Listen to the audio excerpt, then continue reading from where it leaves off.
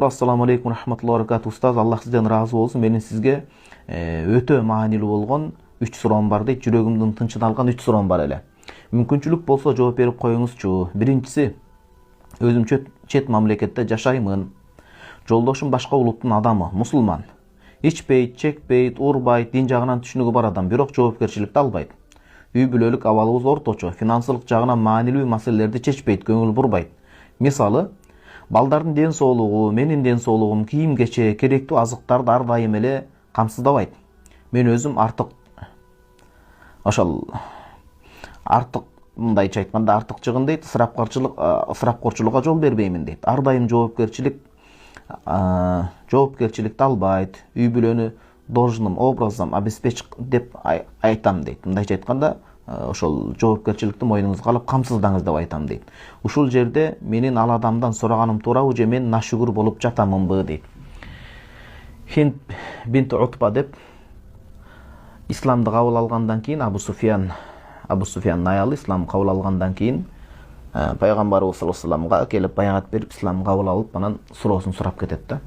Менин күйөөм ушундай бир сараң адам, мага жетишерлик, мага жана бала чакама жетишерлик ырыскы, нафака, каржы бөлүп бербейт, мындай жагдайда эмне кыламын дегенде Бухари, Муслим жеткирип берген хадиске ылайык пайгамбарыбыз саллаллаху алейхи вассалам айтат: "Худи мин малихи бил маруф ма якфики ва якфи ибнаки" дейт. Өзүңө жана балаңа жетишерлик каржыдан тамак аш, ырыскыга, кийим кечекке зарыл нерсеге мындай бир өтө ысырапкорчулукка жол бербестен орто зар кылып ошол тамак ашыңа, кийим кечеңе алып иштеткин деп келет.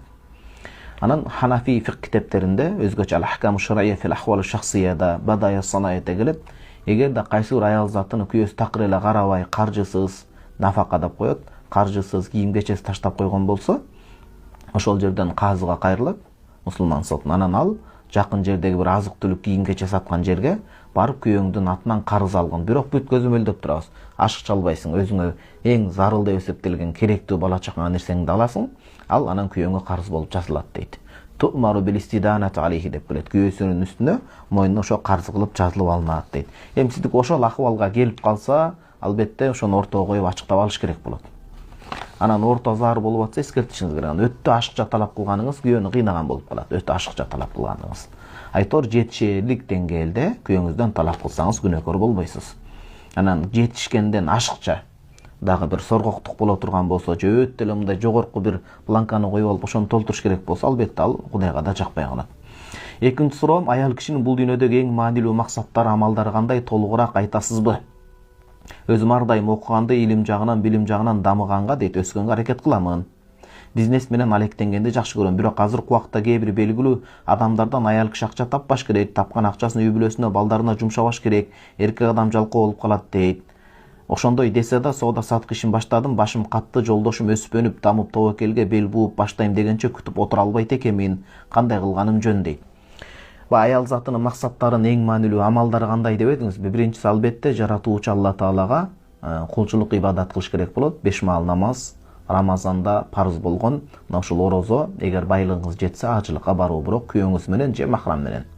Алланын элчиси Расулуллах саллаллаху алейхи вассаламды моюндап, ыйман келтирип, колдон келишинче сүннөттөрүн жүзөөгө, амалга ашырышыңыз керек. Бул бир. Экинчиси, күйөөңүзгө күнөөкөр болбой турган, күнөөдөн бөлөк иштерде баш ийиш керек болот. Бул сөз эми кээ бир аял затына жакпай калышы мүмкүн, кээ бирине. Бирок ооба баш ийилет, кадимкидей итаат кылынат, баш ийиш керек болот. Үй бүлөнүн башчысы эркек болгондой. Анан үчүнчүсү, балдарды тарбиялоо. Өзү үчөө аздай көрүнгөнү менен баардык нерсе ушул 3 нерсенин ичине камтылган. Балдарды тарбиялоо үчүн бир өмүр дагы кээде жетишпей калат. 60 жыл, 70 жылда жетишпей калат. Балдарды жакшынакай тарбиялаш керек. Эркек адам жакшынакай каржы менен камсыздап берсе, аял зат үйдө жакшынакай окутуп, чоң дамытып чыгарыш керек. Анан шариятта жанагы айтып атпайсызбы? Күйөө оорукчан болуп, башка болуп калса, аял киши өзүнүн бир кадыр баркын төкпөй тургандай, аял затынын чөйрөсүндө иштей тургандай, керели кечке эмес, назиктигин жоготпой тургандай жардамдашса бир жөн анда ал учурда. Ал зарылчылык учурда каралган. Үчүнчү суроом дейт: балдардын тарбиясы көп мазалайт, мени кыжалат кылат дегени. 2 балам бар. Чоңу эр бала, 4-5 жашта. Кичинеси кыз бала, 2 жашта. Экөөсү да бала бакчага барбайт, аларга төлөй турган акчабыз жетпей жатат. Акча болсо да бала бакчага бергим келбейт. Аларды ар тараптуу дамытып, спорт дейт, дин жагынан, развивашкаларга мындай өстүрө турган нерселерге бергим келет, бирок акча жагынан жетпейт. Үйдө бирге ойноп, эшикке чыгарып, ойнотуп туура тарбиялаганга аракет кылам. Кээде катуу эмоцияга алдырып, бакырып, уруп да коем дейт. Жок, балдарыңызга кол тийгизбеңиз. Күйөөңүз жардамдашса ошондо жеңил болот.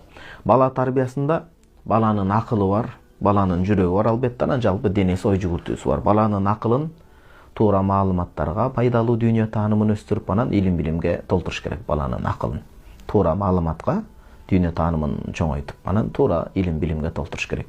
Баланын көкүрөгүн иманга толтуруш керек, албетте, иманын күчтүү кылып. Денесин болсо 3 нерсеге. Баланын денесин мына бул жерде атайын бала тарбиясынын китеп болот, ошону жыйынтыктап туруп айтып атам, чоң аалымдын сөздөрүнө. Баланын ошо тулку оюн жакшы адеп ахлакка, жүрүм туруму туура боло тургандай адеп ахлагын иштешиңиз керек болот.